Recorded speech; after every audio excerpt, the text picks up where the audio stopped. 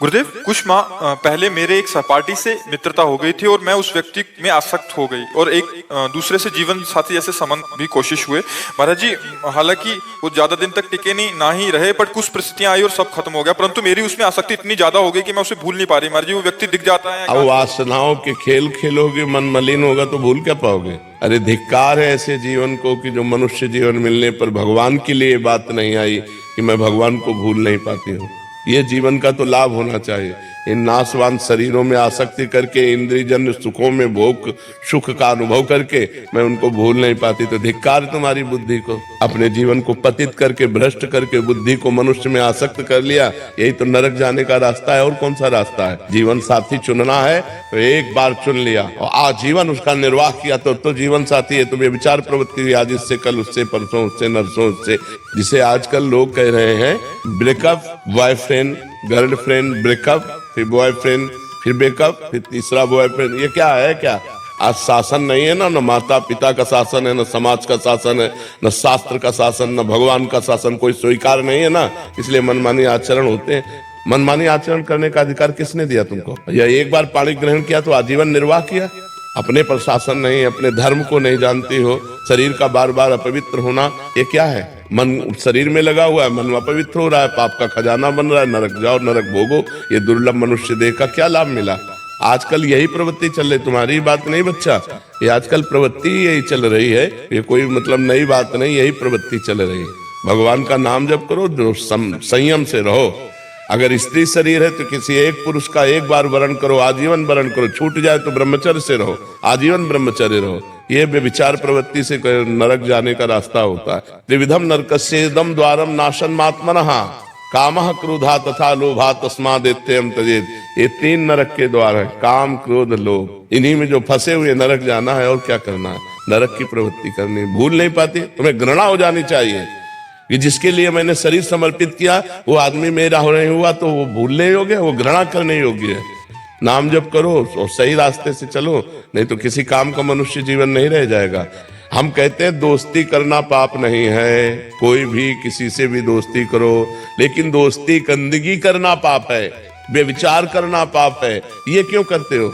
अगर आपको दोस्ती पक्की तो आजीवन निर्वाह करो, माता पिता का आशीर्वाद लो, देवताओं का अर्चन बंधन करो, ब्याह करो, एक साथ रहो, कोई बात नहीं, आजीवन रहो।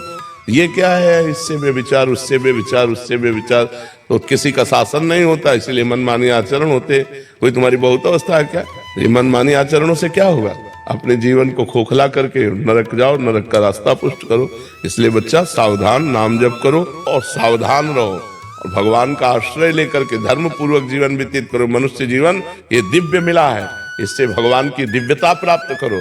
अब हम कहते हैं ठीक है गृहस्थ में जाना है, गृहस्थ में जाइए, लेकिन किसी एक पुरुष का ऐसा वर्णन करो। देखो आजकल मनमानी चल रहा है।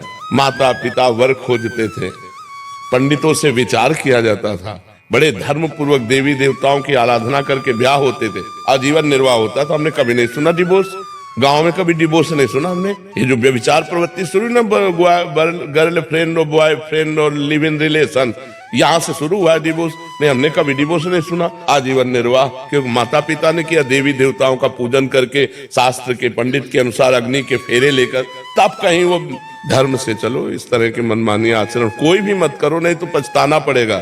संसार का बड़ा विचित्र स्वरूप है, होश में चलना चाहिए। आचार्य अखिलेश आनंद जी, हरिद्वार। राधा वल्लभ श्री हरिवंश महाराज जी। महाराज जी, हम सब कुछ जानते हैं धर्म क्या है, अधर्म क्या है, पर सब कुछ जानते हुए भी अधर्म और नहीं जानते। जानकारी उसे कहते हैं जब जान गए तो जय जाने जग जाए, हेराए जागे जथा स्वप्न भ्रम जाए। स्वप्न में जैसे हम जगे हुए होते, तो क्या जगे हुए होते हैं क्या? स्वप्न में हम क्रियाएं करते देखते हैं और ऐसा थोड़ी लगता है कि मैं स्वप्न देख रहा हूँ, ऐसा लगता है मैं जगा हुआ हूँ। तो क्या वो जगा हुआ होता है क्या? वो अज्ञानी स्वप्न में अपने को जगा हुआ जैसे मानता है तो जगा हुआ नहीं होता। ऐसे आप अज्ञान की धरा में हो और आप ये जानकारी कर रहे हो कि मुझे धर्म का पता है, मुझे अधर्म का पता है। जैसे अपने को जानकारियां जो कुछ है, जो उपलब्ध हो चुकी, वो प्रकृति जन्य केवल बुद्धि तक है, आपके अनुभव में नहीं है। अनुभव में नहीं तो पता है। पूरा हलवा बनाने की प्रक्रिया आती है, लेकिन कभी बैठ करके बना के पाया नहीं तो क्या फायदा? जिस जानकारी का प्रयोग ना हो सके वो जानकारी हमारी किस काम की? बात समझ रहे ना? इसका तात्पर्य हुआ कि हम अध्यात्म बल से कमजोर हैं। हम जानते हैं कि ये नहीं करना चाहिए, हम जानते हैं ये करना चाहिए। तो जो करना चाहिए वो कर नहीं पाते, जो नहीं करना चाहिए वो हम छोड़ नहीं पाते। ईमानदारी का विषय ये है। इसका कारण हमारे अंदर अध्यात्म बल की कमी है। हम अगर प्रशांतात्मा विगत भी ब्रह्मचारी वृत्ति स्थित, अगर हम संयम से चलें, अपने अंतःकरण में निरंतर भगवत चिंतन करें, ब्रह्मचारी व्रत से स्थित हो और निरंतर परमात्मा चिंतन करें, तो अभी आ जाएगा। जो नहीं करना वो नहीं करना, चाहे प्राण निकल जाए, और जो करना है वो उत्साह संपन्न होकर। तो हमारे अंदर जो जानकारियां उनका प्रयोग ना करने का जो हमारे अंदर असमर्थता है, वो अध्यात्म की कमी है। यदि हम खूब भगवान नाम जप करें, शास्त्र स्वाध्याय करें, ब्रह्मचर्य से रहें, पवित्र आहार करें, तो बहुत बढ़िया स्थिति बन जाए हमारी। और हम भगवत चिंतन रहित हैं, इसीलिए हमारे, तो इसलिए ये जानकारी होते हुए भी हम नहीं जानकार हैं। जानकारी अगर जितनी आपको जानकारी, अगर उसका प्रयोग कर ले तो आप ब्रह्म सिद्ध महापुरुष हो जाए। किसको जानकारी नहीं? जब गांव में लोग शव यात्रा करते हैं, बोले राम नाम सत्य है, सत्य बोलो मुक्ति है। इससे बड़ा और क्या ज्ञान होगा? इस ज्ञान से बड़ा और क्या ज्ञान होगा कि पूरे त्रिभुवन में अगर सत्य है तो भगवान का नाम सत्य है, और भगवान का नाम बोलो तो मुक्ति है। लेकिन वो बीड़ी पीते हुए लौटते, उनको कोई मतलब नहीं कि क्या गा रहे, वो समझते हैं मरने वाले के साथ ये गाया जाता है, बस वो गीत गाते हैं, वो उसका भाव तो समझते नहीं है। इसलिए हमें सबको जानकारी है, अपने कल्याण भर के लिए सबको जानकारी है। सबको ही जानता है मरना है, सब देख रहे हैं एक दूसरे का मरना, सबको पता है यहाँ सब नाशवान है, सबको पता है यहाँ से कोई कुछ लेके नहीं जाता। बस इतनी जानकारी काफी है। अगर हम परमार्थ में चल दें और इतनी जानकारी हमारी पक्की रहे तो हम तो महात्मा बन जाए। लेकिन ये जानकारी ना जानकारी के अंतर्गत ही है। जैसे स्वप्न में जगा हुआ मानता हुआ भी वो सो रहा है, वो अपने को जगा हुआ मानता है, लेकिन जब जगेगा तो स्वप्न हट जाएगा। जगने की पहचान है, स्वप्न हट जाएगा। तो सच्ची जानकारी का मतलब है, धर्म की जानकारी का मतलब है, जेहि जाने जग जाए हेराई, जागे जथा स्वपन भ्रम जाई। जो जान गया तो उसके सामने से संसार ऐसे गायब हो जाता है जैसे स्वप्न का पूरा दृश्य जागने पर गायब हो जाता है। फिर दिखाई क्या देता है? सिय राम मैं सब जग जानी, करूं प्रणाम जोरी जुग पानी। तो हम अपनी जानकारी को सत्य बनाएं, हम अपनी जानकारी का प्रयोग कर सके, इसलिए खूब नाम जप करो और ब्रह्मचर्य का जरूर ध्यान दो। आज व्यभिचार परायण हमारी जनता हो रही है, जिधर देखो व्यभिचार का बोलबाला है, वो सब अपवित्र बुद्धि। अध्यात्म को धारण करने के लिए गृहस्थ में है तो उचित ब्रह्मचर्य, और विरक्त में है तो पूर्ण ब्रह्मचर्य। ब्रह्मचर्य के बिना, ब्रह्मचर्य जीवन की नींव है।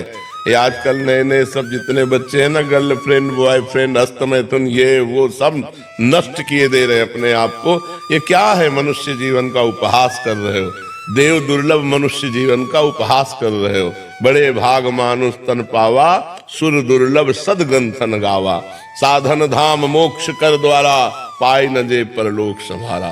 सो परत्र दुख पावई, सिर धुनि धुनि पछताए, काल ही कर्म ईश्वर मिथ्या दोष लगाए। इसलिए खूब नाम जप। अमित पांडे जी, प्रयागराज।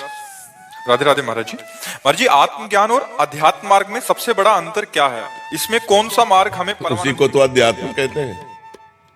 आत्मज्ञान को ही तो अध्यात्म कहते हैं। अध्यात्म कहते हैं किसे? कोई अंतर? वही तो जल वारि तोय पानी, इसमें कौन श्रेष्ठ है? तो एक ही है ना, जल वारि तोय पानी। हम पानी के ही पर्यायवाची शब्द कह रहे। तो आत्मज्ञान, भगवदानंद, अध्यात्म मार्ग, अध्यात्म ज्ञान, एक ही बात तो है।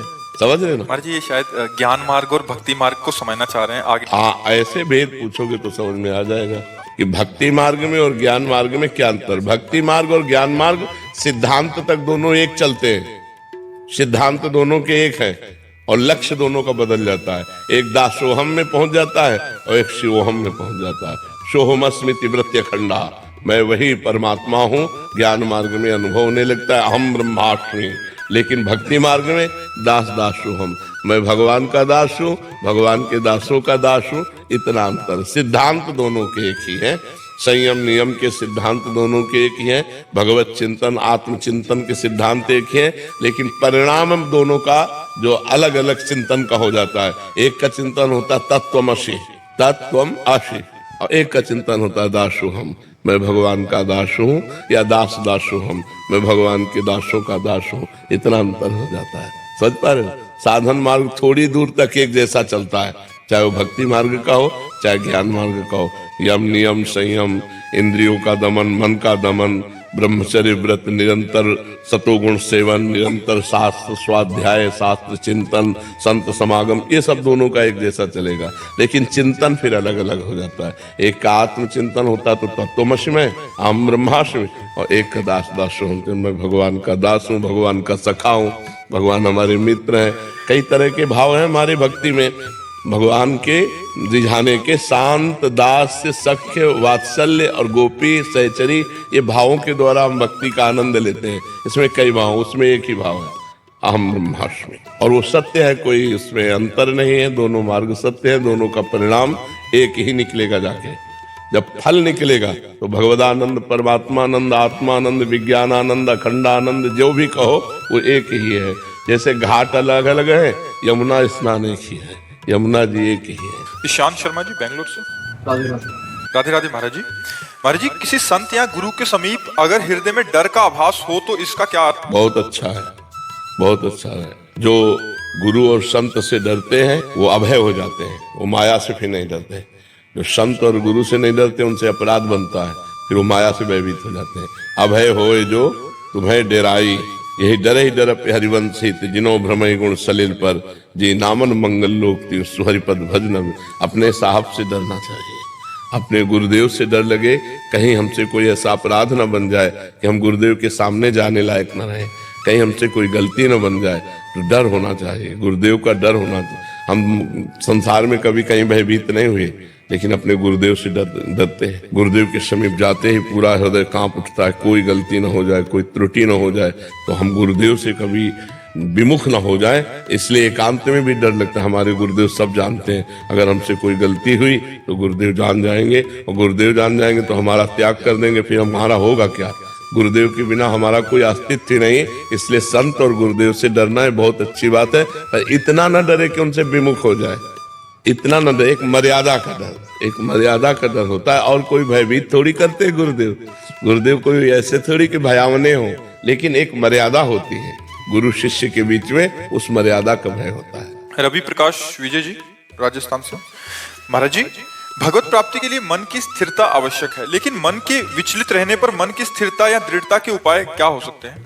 बार बार जहां मन जाए, वस्तु, व्यक्ति, स्थान, घटना, परिस्थिति में, वहां से हटा करके अपने लक्ष्य में लगाना, भगवान के नाम में लगाना, रूप में लगाना, भगवान की लीलाओं के चिंतन में लगाना, या दूसरा, जहां जहां मन जाए, हर वस्तु, व्यक्ति, स्थान, घटना में भगवान को देखना कि ये वस्तु में भगवान है। जब सृष्टि नहीं थी तब भगवान ही थे, जब सृष्टि नहीं रहेगी तो भगवान ही रहेंगे, तो बीच में क्या है? भगवान ही तो है। कोई ऐसी जगह नहीं, कोई ऐसा कण नहीं, कोई व्यक्ति नहीं जिसमें भगवान न हो। तो जिस वस्तु, व्यक्ति, स्थान, घटना पे मन जाए, वहां से हटा हटा करके भगवान के नाम में लगाना, या वहां भगवान का दर्शन करना कि इसमें भी तो भगवान है, इसमें भी तो भगवान है। तो हर समय भगवान का चिंतन करने से मन एकाग्र होने लगता है। ये अभ्यास करत करत अभ्यास के जड़मत होत सुजान, रस्सी आवत जात ही सिल पर होत निशान। तो जब हम बार बार अभ्यास करेंगे, अतिशय रगड़ करे जो कोई, तो अनल प्रगट चंदन ते होई, चंदन से आग पैदा हो जाए यदि अतिशय रगड़ की जाए। तो जब हमारी जबान में बार बार रगड़ होगी, राधा राधा राधा, या जो नाम प्रिय हो, और बार बार मन हटाकर राधा राधा राधा, तो हमारा मन एकाग्र होने लगेगा। जहां मन एकाग्र हुआ और भगवदानंद मिला, बस यम लब्ध्वा चापरम लाभम नामन्यते अधिकम, इससे अधिक कोई लाभ नहीं है। जिस समय भगवदानंद की अनुभूति होती है, उस समय फिर मन कहीं जाता ही नहीं। ब्रह्मादिक के भोग सब, स्वर्गलोक मर्त्यलोक की तो बात जाने दो, ब्रह्मलोक के भी भोग विष के समान लगते हैं जिसको भगवदानंद की अनुभूति होती है। ब्रह्मादि के भोग सब विषम लागत ताय, नारायण ब्रज चंद की लगन लगी है जाए। इसलिए खूब नाम जप करो, बार बार मन को हटा हटा करके नाम में लगाओ, तो इस अभ्यास से धीरे धीरे वश में हो जाएगा। मोहित सेठी जी गुरुग्राम से। राधे राधे महाराज जी, श्री हरिवंश। महाराज जी, पहले 25 वर्षों तक आर्थिक कठिनाइयों के कारण मैंने पढ़ाई और अब ऑफिस के काम को ही श्रेष्ठ कर्म मानकर अब तक जीवन बीता, बस इस आशा में कि परिवार को संभालूं। लेकिन जब से आपको गुरु स्वीकार किया तब से समझ आया कि जीवन का एकमात्र लक्ष्य भगवान को पूर्ण रूप से समर्पित होना है। महाराज जी, अब इस ओहदे पर पहुंच चुका हूं कि जहां रोज 13-14 घंटे काम करना पड़ता है और साथ में नाम जप में महाराज जी बहुत कठिनता आ रही है। केवल 1 ही घंटा दिन में दे सकता हूँ नाम को। महाराज जी, अभी मन में पीड़ा होती है, चिंता होती है, डर भी होता है। लेकिन 14 घंटा हर समय आप बोलते तो नहीं रहते ना, क्रियाएं भले कर सकते हैं, कोई भी क्रिया, और उसमें भी हमें मिनट सेकंड का तो समय मिलता है ना, उस मिनट सेकंड को राधा राधा राधा और पूरे के पूरे 14 घंटे भगवान को समर्पित कर देना। ये कर्म समर्पण हो जाएगा और भगवान हृदय से भगवान के आश्रित हो। जो शेष समय मिले आपके 14 घंटे में, उसमें राधा राधा राधा राधा राधा राधा, उसमें नाम जप करो। और जो 14 घंटा के बाद 6 घंटा सोने में समझ लो, तो 14 6 कितने हुए, 20 हुए, तो 4 घंटे तो अभी बचे। वो 4 घंटे कहाँ दोगे? महाराज जी, क्या होता है कि जैसे 13-14 घंटे काम कर रहे हैं, उसके बाद भी क्योंकि आदत ऐसी बड़ी हुई कि उसी के बारे में सोचते रहते हैं कि उसको कैसे। नहीं, गलत बात, इसी को सुधारो। वो स्थायी चीज नहीं है। मरोगे तो ना ऑफिस जाएगी और ना ये सब कार्य जाएंगे तुम्हारे। एक कर्तव्य पूजा है, हम 14 घंटे समय उसको दें। हम नहीं कहते कि आप 14 घंटे समय मत दो, 14 घंटा समय दिया, इसके बाद कार्य प्रणाली की स्टाफ। अब हम दूसरा अपने जीवन को पारलौकिक उन्नति के लिए अब हम थोड़ा सत्संग सुनते हैं, थोड़ा शास्त्र स्वाध्याय करते हैं। 1 घंटा ले लो उसका मार्जन करने का, हमारे द्वारा उसमें से क्या गलती हुई, क्या उन्नति के लिए हमें करना चाहिए, उस पर विचार कर लो। तो 3 घंटे फिर भी बचते हैं, तो 3 घंटे भजन करो, शास्त्र स्वाध्याय, ठाकुर सेवा, नाम जप। 3 घंटे भागवतिक करो, 14 घंटे संसारिक करो, 1 घंटे दोनों कार्यों के चिंतन का करो, 6 घंटे सो जाओ। पूरा विभाग हो गया 24 घंटे का। ईमानदारी से यदि करो तो भजन के लिए सबको टाइम है, और बेईमानी करो तो किसी को टाइम नहीं है। बोले हम तो गृहस्थ हैं, बस एक शब्द में मारा कि पूरा का पूरा जीवन बर्बाद कर दिया। अरे गृहस्थ हो तो क्या हर समय तुम काम में लगे रहते हो? 12 घंटे 14 घंटे काम करने के बाद 6 घंटे सोने के बाद 4 घंटे बचे, हम 2 घंटे छोड़ देते हैं। 1 घंटा भोजन, 1 घंटा मनोरंजन, तो 2 घंटे भजन करो।